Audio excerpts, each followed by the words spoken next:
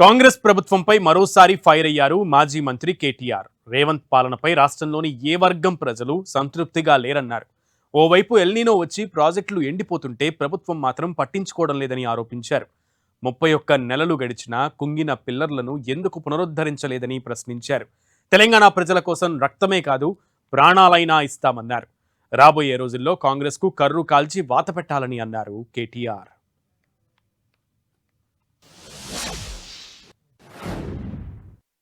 కేసీఆర్ ఉంటే కడుపుల సల్ల కదలకుండా యూరియా వస్తున్నానా లేదా ఇంటికి? కేసీఆర్ ఉంటే అడిగే అవసరం లేకుండా రైతు బంధు టైంకి పడ్డదా లేదా? ఒక్కసారి కాదు, 2 సార్లు కాదు, 11 సార్లు రైతు బంధు పడ్డది. గిన్నె లెక్క డ్రామా చేయలే. ఎకరానికేసి మీటింగ్ పెట్టి ఒక ఎకరంకి ఒక మీటింగ్ అట. ఈ అందానికి ఒక ఎకరంకి ఒక మీటింగ్. మరి 11 సార్లు ఇచ్చిండు కేసీఆర్ సార్. ఎన్ని లక్షల ఎకరాలకు ఇచ్చిండు, ఎన్ని కోట్ల ఎకరాలకు ఇచ్చిండు, ఎన్ని మీటింగులు పెట్టాలి? మరి గసంటోడి ఇలా మనకు దొరికిండు. 2 లక్షల రుణమాఫీ చేస్తా అన్నాడు. కనీసం 30-40% అయిందా? అది అయిందా కాలేదా? వాస్తవంగా నేను అడిగిన ఆయన అసెంబ్లీలోనే, అయ్యా రేవంత్ రెడ్డి గారు అక్కడ ఇక్కడ కాదు, నీ సొంత ఊరు కొండారెడ్డిపల్లె, ఆడికంటే ఆడికోతాం, లేదా నీ నియోజకవర్గం కొడంగల్, ఒక్క ఊర్లో చూపెట్టన్నా, ఒక్క ఊర్లో చూపెట్టు 100% రుణమాఫీ అయినట్టు నేను రాజీనామా చేసి శాశ్వతంగా పోతా అని చెప్పిన. దమ్ము లేదు. నిజాయితీ గల్లోడైతే ఒప్పుకోవాలి. దమ్ము లేదు. ఎందుకు? ఆయనకి ఎరికే కాలేదని. కానీ మాటల పైకి ఏందేందో చెప్తాడు. కాళేశ్వరంలో ఒక్క మేడిగడ్డ బరాజులో 2 పిల్లర్లు కుంగినాయి. ఆ 2 పిల్లర్లు కుంగితే 31 నెలల నీకు సుతారాలు దొరుకుతలేరా? మేస్త్రీలు దొరుకుతలేరా? సిమెంటు లేదా? ఏం కమ్మి పడ్డది ముఖ్యమంత్రికి? 31 నెలలు అయింది కదా. ఎవడన్నా బుద్ధినోడైతే చెప్పుకుంటాడు కదా ఆయన గుంపు మేస్త్రి అని. గుంపు మేస్త్రి అంటోడు ఇల్లు సదురుతాడా కూలగొడతాడా? చదువుకోవాలన్నా చిన్న తప్పు ఉంటే? మరి 31 నెలలు అయింది. నీకు లేదా ఆలోచన లేదా? ఎంతసేపు కేసీఆర్ తిట్టాలి. కూలేశ్వరం ఏం కూలేశ్వరము? ఓ దిక్కేమో మొత్తం రిజర్వాయర్లన్నీ డెడ్ స్టోరేజ్కి పోయినాయి, ప్రభుత్వం ఏమో కోల్డ్ స్టోరేజ్లు ఉన్నది. మాట్లాడతలేడు, పని చేస్తలేడు. నిన్న మొన్న ఏదో మీటింగ్ పెట్టిండట. మా సంజయ్ చెప్తున్నాడు, కరువు పరిస్థితులు వచ్చినాక ఇప్పుడు మీటింగ్ పెట్టినట.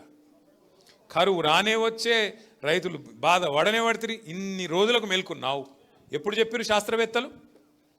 6 నెలల కిందే చెప్పారు ఎల్నినో వస్తుంది అని 6 నెలలకి అని చెప్తున్నారు. 6 నెలలకు దొంగలు పడ్డాక 6 నెలలకు కుక్కలు మురిగినట్టు ఇప్పుడు మీటింగ్ పెడతాడు. ఏం చేస్తావు మీటింగ్ పెట్టి? ఇప్పుడు ఎవడు బతికిండు ఎవడు తెచ్చిండు చూస్తావా? ఏం చేస్తావు? రక్తం ఇవ్వమంటే రక్తం ఇస్తా అంటిమి, తెలంగాణ కోసం ప్రాణమే ఇస్తా అంటిమి, ఇంకేం చేయాలి? గిసొంటోడు అందుకే పిచ్చోని చేతుల రాయి లెక్క ఇవాళ రాష్ట్రంలో పరిపాలన మారిపోయింది. ఒక్క వర్గం ఈ రాష్ట్రంలో, రైతు కావచ్చు, మహిళలు కావచ్చు, అట్లాగే యువకులు కావచ్చు, ఎవ్వరు కూడా కుషలేరు. యువకులను మోసం చేసిండు. 2 లక్షల ఉద్యోగాలు అన్నాడు. మొదటి సంవత్సరంలో 2 లక్షల ఉద్యోగాలు ఇస్తా అన్నాడు. ఇచ్చిండా? మరి 10,000 ఉద్యోగాలు కూడా ఇవ్వలే. ఎన్ని జూటా మాటలు అంటే, నేను అడిగిన రేవంత్ రెడ్డిని, అరే మందికి పుట్టిన బిడ్డలు మా బిడ్డలని ఎన్ని రోజులు చెప్పుకుంటావురా?